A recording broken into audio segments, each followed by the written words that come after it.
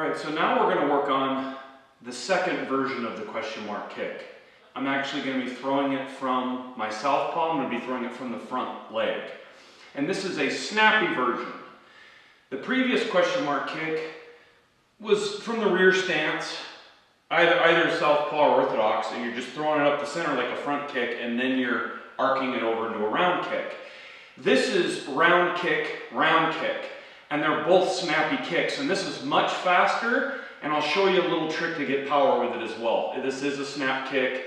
I can do the step kick, where I'm stepping across. I can feint, cross, stepping in. Generally, I want to execute this movement if they're moving just slightly back. Here would be the step kick, snap.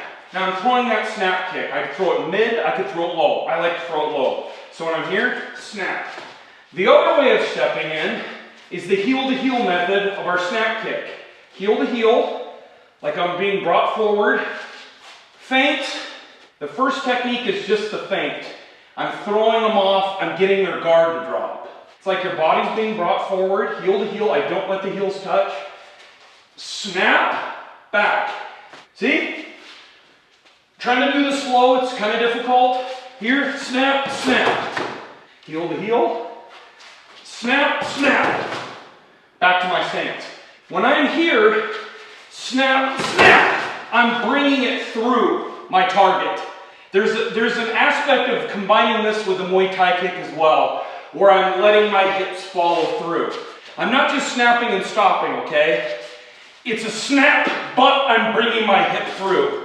I don't want to do that too much. I don't want to be vulnerable, but that's the feeling. I'm bringing my hip through. When I'm here, coming in, snap, snap. And on the second one, I'm bringing my hip through, giving a little extra hip in there. Knocking my center through the target. Here, okay? Again, I'm snapping, rechambering for that second kick when I'm going to bring it over. So here, snap, and I'm bringing that over. This kick takes a lot of practice. It's very effective because it's so fast. You're just throwing that low kick or mid kick, whatever you prefer. You're seeing their hands drop and you're coming over the top. A very, very tricky, unexpected, and very effective technique.